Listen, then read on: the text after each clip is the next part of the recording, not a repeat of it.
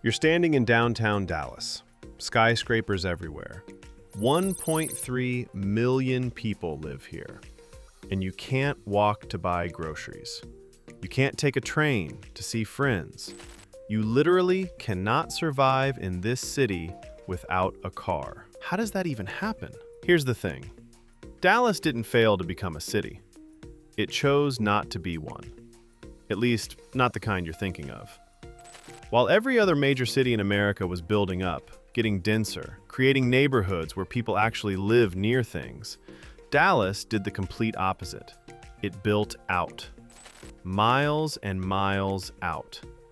And the result is the most car-dependent, sprawling, bizarrely isolated major city in the country. And somehow, it's still booming. People are moving there in droves.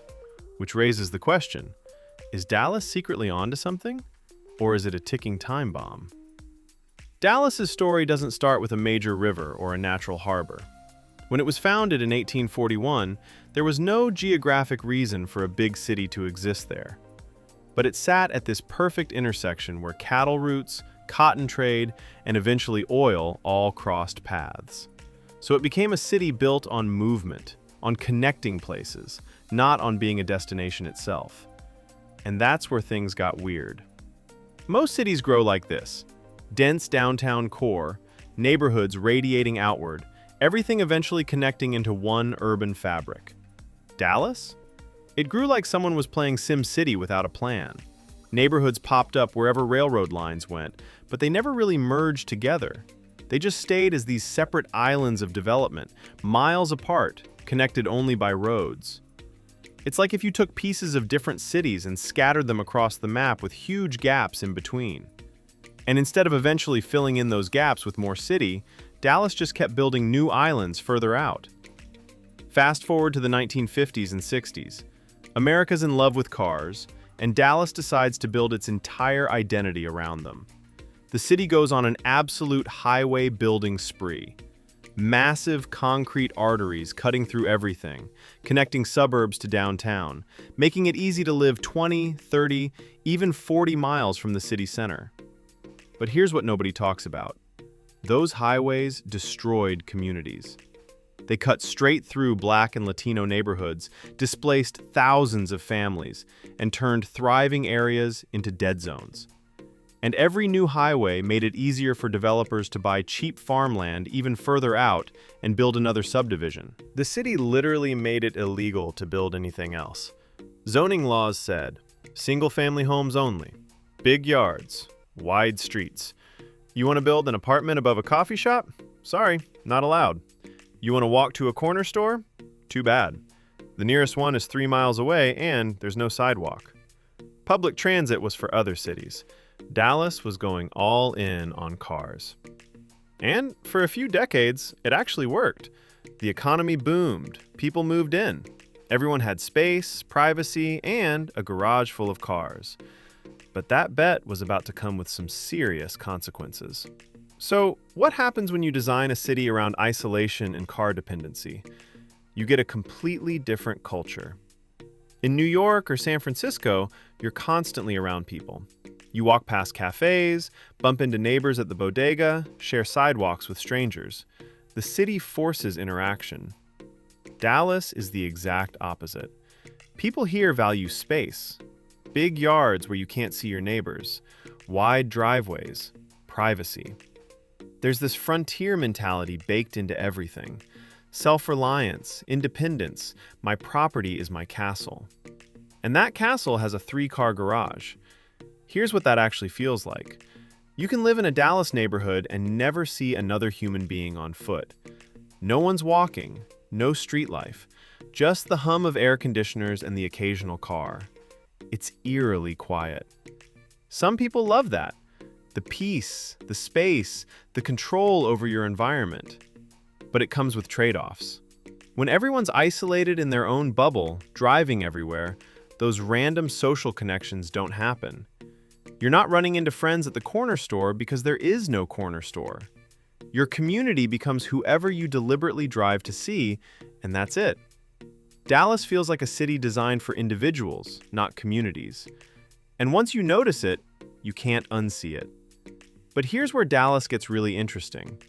Because despite all this isolation, there's a culture here that's unlike anywhere else in America. Dallas has this obsession with image and presentation. This is the city where bigger is better isn't just a saying, it's a lifestyle. We're talking McMansions, luxury cars, designer everything. People dress up to go to the grocery store.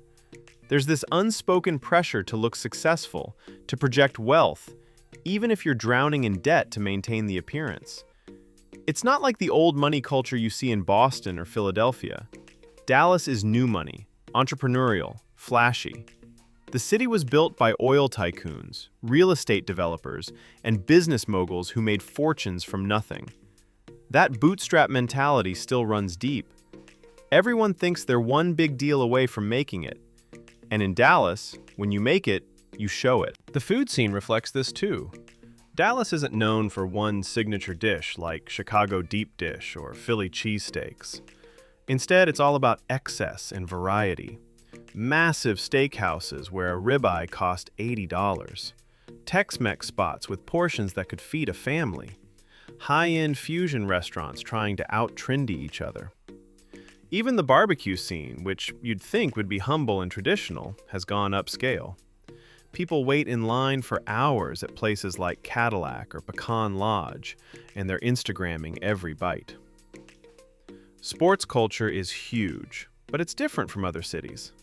The Dallas Cowboys aren't just a football team, they're a religion. People call them America's team with a straight face. The stadium is a $1.2 billion monument to excess. Jerry Jones turned the Cowboys into a brand that transcends football. You'll meet people in Dallas who've never been to a game but own 3 jerseys. And then there's the diversity that nobody talks about. Dallas is one of the most diverse cities in America, but because of the sprawl, different communities rarely interact. You've got established Mexican-American communities in West Dallas, South Asian enclaves in Richardson and Irving, African-American neighborhoods in South Dallas, wealthy white suburbs in North Dallas, and they all exist in parallel. The segregation isn't just economic, it's geographic. Your experience of Dallas depends entirely on which island of the city you're living in. There's also this weird corporate culture that defines Dallas in a way that's hard to explain.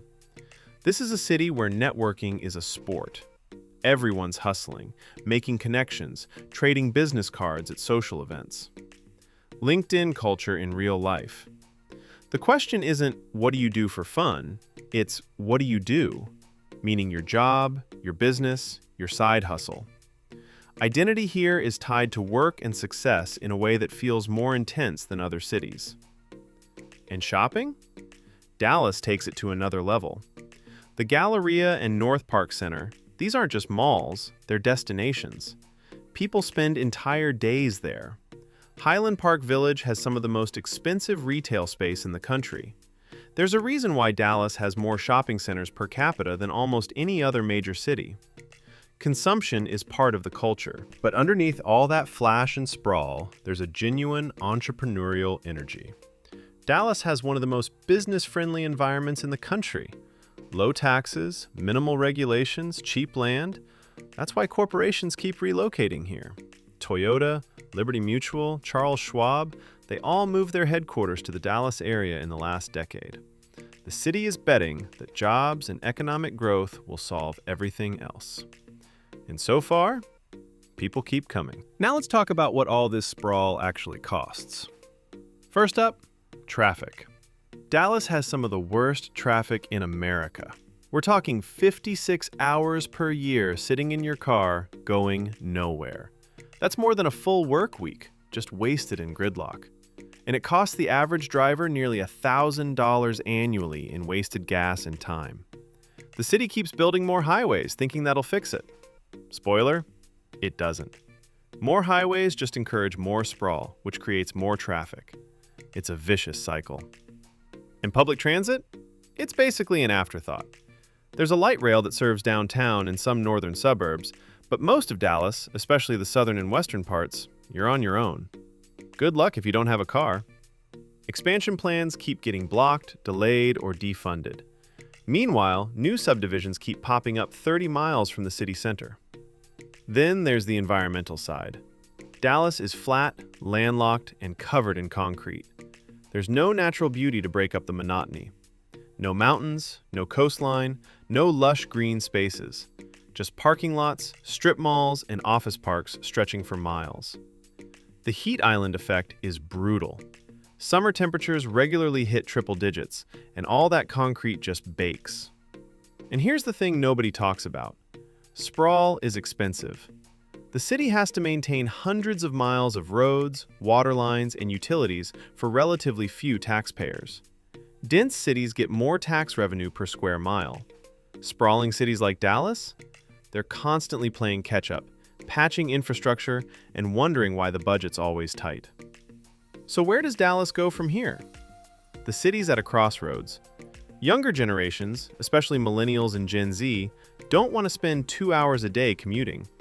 They want walkable neighborhoods, public transit, and mixed-use development. The kind of urban living that Dallas specifically designed itself against. Some parts of the city are trying to change. Uptown and Deep Ellum have added more walkable areas, apartments above shops, bike lanes. But these are tiny pockets in a massive sea of sprawl. And every change faces pushback from people who move to Dallas specifically because of the space and car culture. The question is, can a city this spread out ever truly transform? Or is Dallas locked into its sprawling DNA? Some urban planners think it's too late. The city's already built, and retrofitting sprawl is incredibly expensive. Others are more optimistic, pointing to cities like Houston that are slowly densifying. But one thing's certain, Dallas can't keep growing outward forever. Eventually, you run out of land, and the traffic becomes completely unmanageable. Something's got to give. Dallas isn't a bad city. It's just a different kind of city. One that made a bet on cars, space, and sprawl. And for decades, that bet paid off. But now the bill's coming due, and Dallas has to figure out what kind of place it wants to be in the 21st century.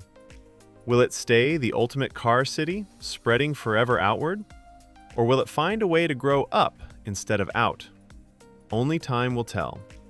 But one thing's for sure, Dallas will never look like any other American city.